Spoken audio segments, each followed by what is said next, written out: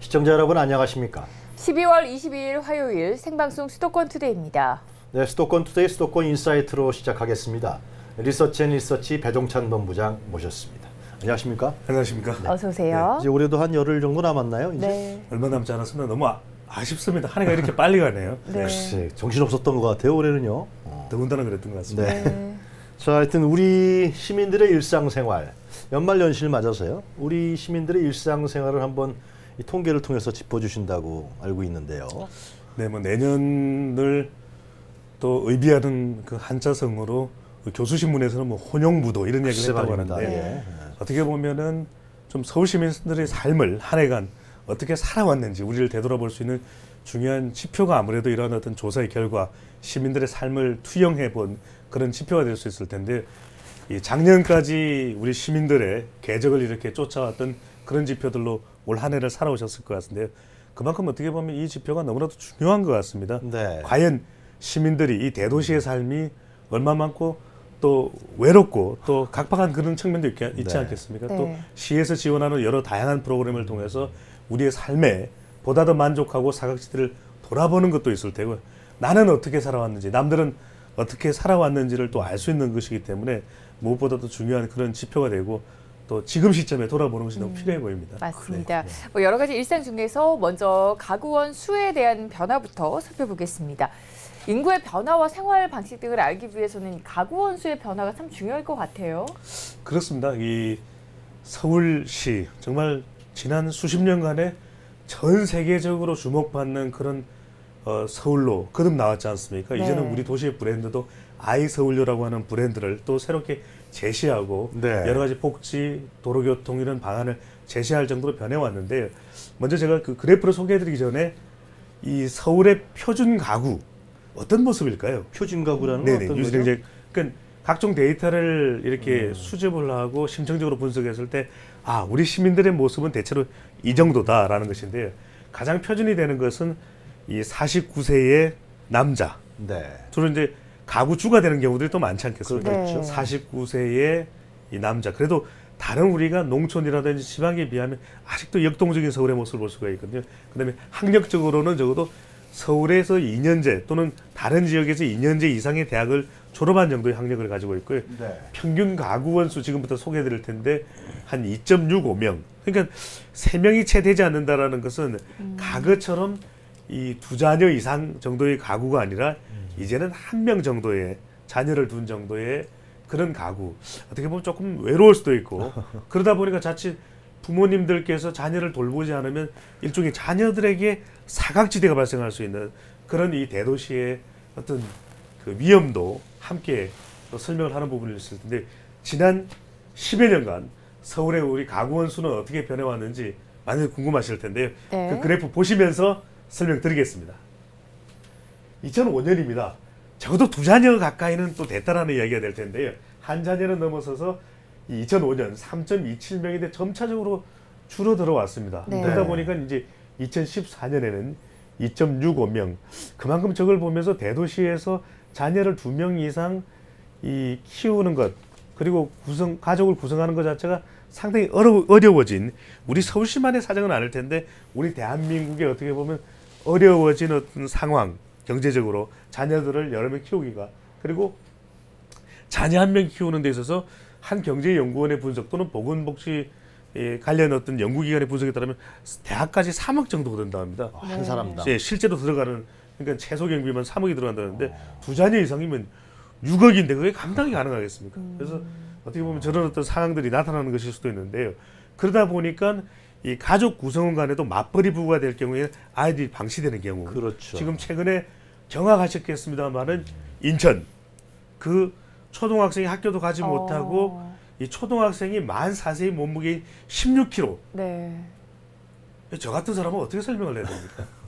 그래서 이런 어떤 상황들이 발생할 수 있다는 것이 어떻게 보면 이제는 우리 가구뿐만 아니라 다른 가구의 삶의 어려움도 돌아봐야 된다는 것이거든요. 이 네덜란드라든지 독일, 프랑스 같은 경우에는 집 없는 가구는 없다고 합니다. 그리고 자녀의 수가 늘어나면 늘어날수록 집의 크기는 비례해서 늘어나는 그런 공공주택 제도를 취하고 있다고 하거든요.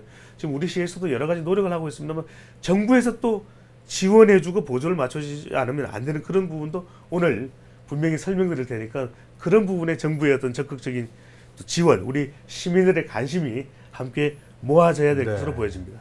그러니까 계속해서 이 최근에 들어서 점점 더 가구 원수가 줄어들었다는 거 아니겠습니까? 그것은 결국 이제 경제적인 어려움들, 아이들 키우기가 너무 어렵다, 뭐 그런 분석을 해주신 것 같은데요. 그 우리 서울 시민들은 그럼 하루하루를 어떻게 보내는지 그 관련된 통계는 없습니까? 네, 이건 뭐 그래프로 보여드릴 정도는 아닌데요. 네. 재밌는 것이 유 진행자께서는 어떤 운동 가장 좋아하십니까? 전 뭐 스포츠 다 좋아합니다. 특히 한 종목만 고르라고 축구 좋아합니다. 저는. 그러시죠? 네. 네. 그래서 우리 서울시에서 이 생활체육 동호회가 가장 많은 종목이 축구입니다. 29.1%로 가장 높았고요. 네. 그래서 자신이 축구 동호회에 가입됐다고 했으면 많은 사람들이 서울 시민들이 함께하는 그래요? 이 동호회를 하고 계시고 있다고 보시면 될 것 같고 주말 휴일에는 주로 뭘 하시는지 여쭤봤는데 가장 많은 경우가 조금 안타깝습니다.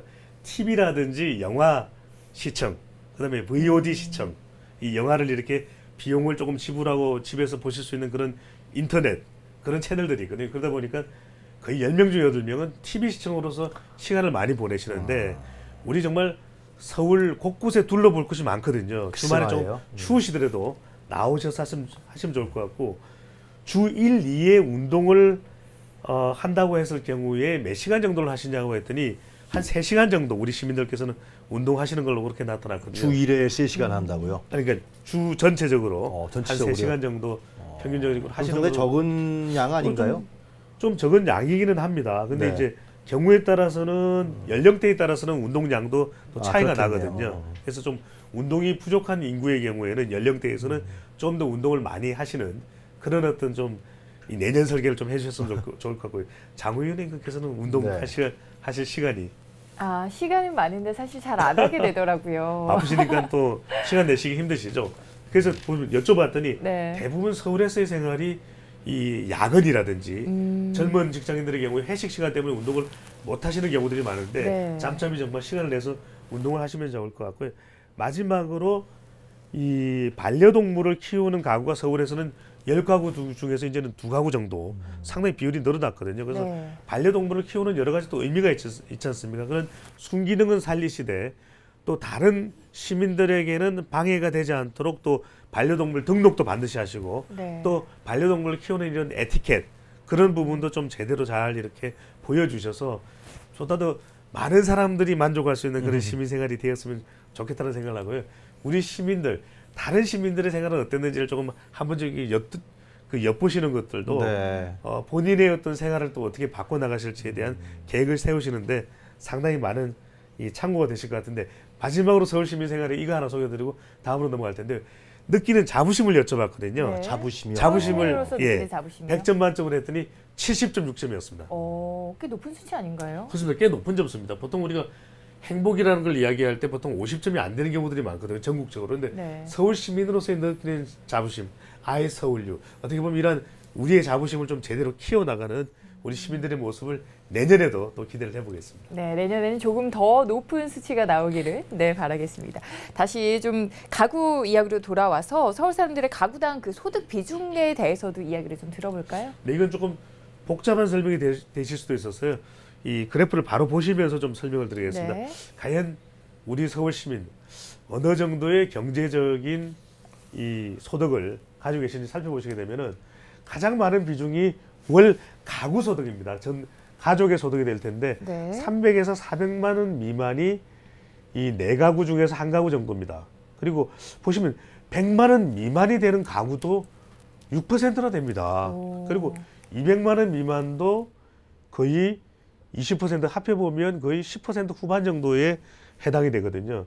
그래서 300만 원 미만까지 합하게 되면은 거의 뭐 30% 중반, 40% 정도 되지 않겠습니까? 그러네요. 그래서 이 대도시의 생활에서 가구 소득이 300만 원이라고 하더라도 다양한 그런 어떤 활동들을 하시는 데 있어서 충분한 그런 어떤 소득은 아니시라는 것이거든요. 충분하다기보다도 어렵죠, 굉장히. 그렇습니다. 그리고 또 서울이 다른 지역에 비해서는 고소득 비중도 상당히 된다고 볼 수 있겠는데요. 네. 이 500만 원 이상 되는 비중이 그래도 한 20% 가까이, 상위 20%가 있습니다. 그래서 중요한 것은 우리가 중산층 비중이 좀 더 두터워져야 될 부분도 있을 것 같고요. 적어도 60%, 80%는 중산층이 돼야 되는데 보시게 되면은 그래프를 좀 계속 보시죠. 예. 200만 원 이상을 중산층이라 하기도 저는 좀 고개를 갸우뚱거릴 수가 있는데 300만 원 이상 그다음에 500만 원 미만을 따져본다 하더라도 50%가 넘지 않죠. 네. 그래서 이것은 어떻게 보면 아직까지도 우리 서울에서의 이 시민들이 소득 계층으로 보더라도 중산층이 좀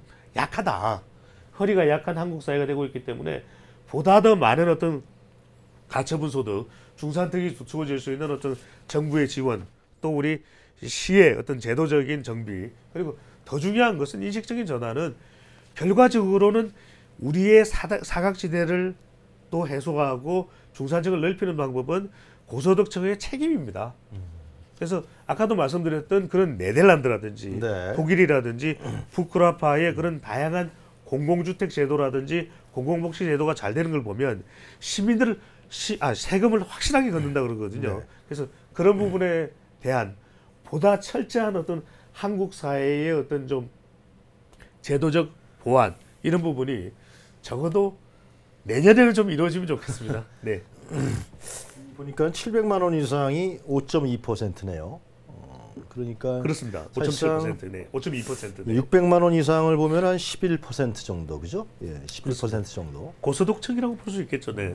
고소득층이라고 할 수 있을까요? 600만 원 이상을요? 우리 한국 사회에서 예, 어떻게 중산층 정도 수준에 맞는 거 아닐까 생각이 드는데. 네, 그리고 아마 600만 원 이상, 700만 원 이상에도 보면은 네. 아주 초고소득층이 분명히 있을 거예요. 1000만 원 이상 정도 돼야 뭐 고소득층이라고 부를 수 있는 거 아닌가? 그렇습니다. 통례적으로 봤을 그러니까 때요. 예.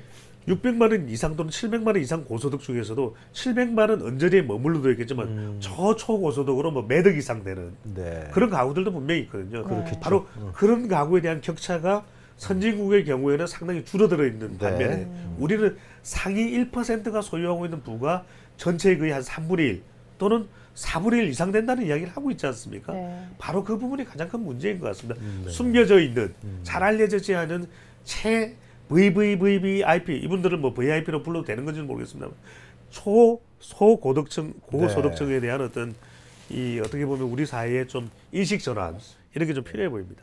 상당히 이번 통계를 보면서도 우리 사회가 상당히 불균형한 지표를 보여주고 있다. 뭐 그런 생각이 드는데요. 요즘에 한창 상당히 큰 이슈, 대형 이슈가 나오고 있습니다. 가계부채 문제인데요.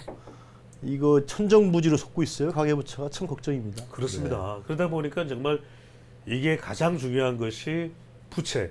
이게 부채라는 개념 우리가 오히려 빚이라는 표현이 맞을 것 같은데 네. 빚을 진다라는 것을 부채라고 표현을 했을 때 마치 우리가 이것을 감당할 수 있는 것처럼 자칫 잘못 알고 있는데 사실은 빚입니다. 그렇죠. 네네. 사실은 빚을 지지 않는 것이 좋은데 어쩔 수 없는 상황 때문에 그렇게 되는데 지금 월세 전세는 가는 점점 오르고 있고 일부 전문가들의 의견에는 내년에 더 오른다는 이야기를 또 이야기하고 있거든요.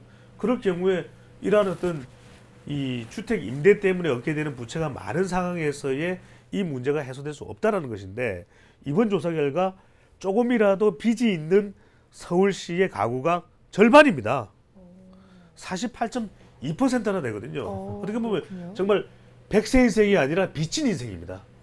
빚졌다고 전해라.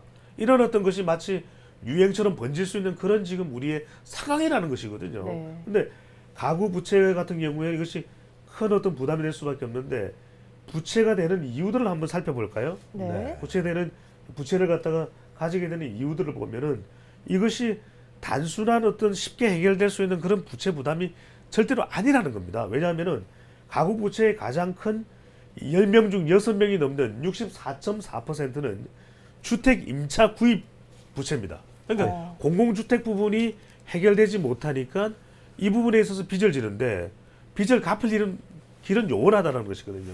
그 다음으로 많은 비용이 바로 12.8%가 교육비였습니다. 그 다음으로 많은 것이. 아니 아이들이 대학 가겠다고 대학에서 열심히 공부해서 로스쿨 가겠다고 로스쿨을 졸업하자마자 보다 더 좋은 어떤 스펙을 쌓기 위해서 미국에 있는 로스쿨로 또 공부하러 가겠다. 막을 수가 있겠습니까? 그래서 뭐 부모님한테 정말 돈이 없는 부모님이지만 재정이 안 되는 부모님에게도 나 공부 좀 더 하겠다고 전해라. 이렇게 하면은 부모님의 마음은 굉장히 힘든 상황이지만 도와줄 수밖에 없는 상황이 되고요. 아, 그러니까 아이들 교육비 때문에 또 은행에서 돈을 빌린다는 부채를 거 지는 아니에요? 겁니다. 그 다음에 심지어는 교육, 의료비를 제외한 또 생활비 네. 등등에 통해서 이런 빚을 지게 되는 큰 이유거든요. 근데 깜짝 놀랄 일은 아까도 소개를 드렸지만은 제가 이번 그 결과를 분석하면서 독일이라든지 이런 데서는 네덜란드의 경우에는 대학을 가게 되면은 90만 원을 준다고 합니다. 어느 학생이고 할 것 없이. 그러면 그것이 각각 세금과 확보한 것과 그리고 국가가 여러 가지 어떤 국가적인 사업을 벌여서 이 확보한 그런 재원을 가지고 대학생들에게 90만 원 정도를 지원해주면 50만 원으로 반값을 내고 40만 원으로는 뭘 하느냐. 40만 원으로는 또 생활비를 쓰게 되고 학비는 거의 무료거든요. 그러다 보니까 부모님들이 이 학생들에게 교육비를 지원해 주는 것 때문에 빚을 질 이유는 또 없다라는 것인데 네. 우리는 여전히 이 심각한 부채 문제를 가지고 있다 이렇게 말씀드릴 수 있습니다. 그렇군요. 예. 이 가계부채 문제가 워낙에 심각하다 보니까 가계부채를 막기 위해서 뭐 공공임대주택을 늘린다거나 대출 규제를 강화한다거나 하는 대책을 내놨는데 조금 효과를 거두기를 바라보겠습니다. 네, 자 이어서는 서울의 1인 가구 증가 추이도 좀 살펴볼까요? 네, 바로 설명드리겠습니다. 가구 수의 가구 원수도 좀 줄어드는 것을 볼 수 있었는데 이제는 내가 바로 1인이 가구주가 되는 경우가 발생을 하고 있다는 것인데요. 직접 얼마나 큰 변화가 있었는지 이 결과를 보면서 바로 설명을 드리겠습니다. 네. 1980년만 하더라도요. 네. 내가 개인이 1인 가구인 경우가 4.5%였는데 바로 네. 2014년 10년을 보시면은 네 가구 중에 한 가구가 1인 가구입니다. 엄청나게 늘었네요. 예. 10가구 중에 한 가구도 아니었는데 네 네. 가구 중 한 가구가 됐다라는 것이거든요. 그만큼 어떻게 보면은 거주해야 되는 집은 더 늘어나야 되는 것이고 네. 이들이 처하게 되는 그런 어떤 경제적인 부담은 더 커질 수밖에 없는 것이고요. 또 이렇게 되다 보니까 1인 가구가 늘다 보니까 저출산 문제라든지 글쎄요. 결혼 보육 문제는 여전히 또 남게 되는 것 같습니다. 네. 하여튼 굉장히 사회에 심각한 현상으로 다가오는 것 같은데요. 네. 자, 그렇다면 1인 가구를 이루는 연령층은 주로 젊은 사람들이 많겠네요.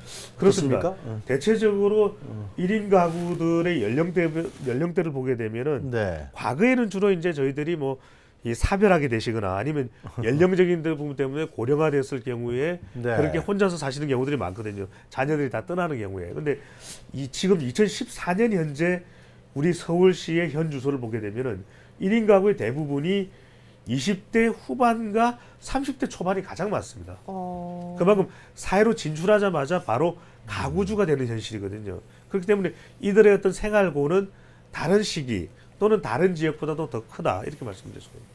네, 자 이어서는 서울 시민의 행복 지수에 대해서도 조금 살펴보도록 하죠. 우리 서울 시민들 행복 점수를 매겨본다고 하면 100점 만점에 과연 몇 점이라고 생각을 할까요? 장 의원님께서는 몇 점 줬을 것 같습니까? 저는 제 기준으로 말씀하시죠. 제 기준으로는 한 80, 90점 정도 주고 싶은데요. 평균은 어떻게 너무 나왔을까요? 후하게 주신 거 아니에요? 아무래도 이 서울시의 다양한 정보를 알고 계시기 때문에 그만큼 더 만족도는 높으실 텐데 네. 이 우리 시민들이 준 점수는 100점 만점에 두구두구두 72점이었습니다. 오, 그래도 꽤 높은 점수. 꽤 높은 점수입니다. 왜냐하면 전국적으로는 50점이 채 안 되는 경우가 많은데요. 네. 어떻게 보면 서울시가 그래도 사람이 나면 서울로 가야 된다는 이야기가 그런 것 같습니다. 서울의 많은 정보와 그 다음에 기회와 네. 그 다음에 또 어떻게 보면 미래에 대한 것들이 열려 있기 때문에 또 우리 서울시에서 다양한 것들이 서울시를 통해서 또 제공되고 있지 않습니까? 네. 그런 부분 때문에 능동적인 그런 어떤 서울시의 지원 이런 부분들도 이런 서울시 점수 또 시민들이 느끼는 네. 점수가 높아진 것 같습니다. 그렇군요. 연령별로는 어떻습니까? 뭐 나이 드신 분들이 좋아하시나요? 아니면 젊은 유진 사람? 행자께서는 네. 그 어떻게 보십니까? 서울시가 가지는 속성에 비춰본다면 어떤 세대가 가장 또 만족도가 높을 것 같습니다. 젊으신 분들이 아닐까 싶은데요. 예. 그렇습니다. 네. 30대 연령층이 가장 만족도가 높은 것으로 나타났거든요. 그렇군요. 그만큼 역동적이고 스포츠가 있고 네. 문화가 있고 또 이런 학교가 있고 이것이 아마 서울시가 가지고 있는 그런 특징인데요. 이것도 재밌는 것이 또 30대들이 저는 몰랐는데 이 소액 기부를 가장 많이 하는 연령대가 30대라고 합니다. 그렇습니까? 예, 오. 그러니까 큰 액수는 아니지만 어떤 다른 사람들의 어려움이라든지 네. 유니세프라든지 이런 동료들에 대한 어떤 어려움들을 같이 공감해주는 연령이 30대가 가장 높은데 이렇게 작은 기부부터 실천하다 보니까 또 어려움에 대해서 공감하다 보니까 만족도가 상당히 높아진 것으로 그렇게 나타나고 상당히 있습니다. 다행이네요. 우리 사회의 네. 어떤 중추 세력인 30대가 나름대로 상대적 만족감을 서울시에서 갖고 있다는 것은 우리 사회의 미래를 봤을 때 상당히 좀 긍정적인 현상인 것 같아요. 그렇습니다. 맞습니다. 네. 자 이렇게 행복 지수를 살펴봤는데요. 이번에는 우리 시민들이 겪는 스트레스 수준도 좀 살펴볼까요? 행복을 말씀드렸다면 이게 스트레스도 말씀 안 드릴 수가 없거든요. 네. 얼마나 느끼는지 그 결과 바로 보시면서 설명을 드리겠습니다. 스트레스도 네. 많이 느낄 것 네. 같아요. 네. 그러니까 질문을 묻는 시점에 지난 2주간 스트레스를 얼마나 경험하셨는지 여쭤봤는데요. 가장 크게 느낀다는 것이 54.9%, 절반이 넘었습니다. 그러네요. 그리고 매우 느낀다는 경우가 8%라서 10명 중 6명 이상은 스트레스를 받는 것으로 그렇게 나타났거든요. 네. 그러니까 이 만족도도 굉장히 높은 우리 서울시지만 어떻게 보면은 이 스트레스도 일종의 불만족, 피로감도 함께 공존하는 것이 우리 서울시의 네. 현 모습이라고 그렇게 볼 수가 있을 거예요. 민낯이라고 볼 수 있을 거고, 그게 어떻게 보면 대도시에서 사는 장점도 많지만 어떻게 보면 대도시에 살고 있어서 사람들과 부대끼는 그런 어떤 스트레스도 굉장히 많은데요. 네. 대체적인 이런 스트레스들의 이유를 보면은 주로 사람과의 관계에서 받는 스트레스가 굉장히 많습니다. 지난 시간에도 소개를 해드렸는데 아무래도 사람들과의 어떤 신뢰관계, 그다음에 이런 부분들, 또 그러니까 계약 관계에 있어서도 신뢰관계가 중요한 거 아니겠습니까? 네. 임대차 계약을 한다든지, 특히 자영업자들 같은 경우에 각종 어떤 계약 관계라든지 네. 이런 관계에서 비롯되는 것들도 상당할 것으로 그렇게 보여집니다. 이게 54.9%가 그리고 28.9% 보통 받는다. 합치면 한 80% 되는 거네요. 그러니까 대부분 다 스트레스를 받는다.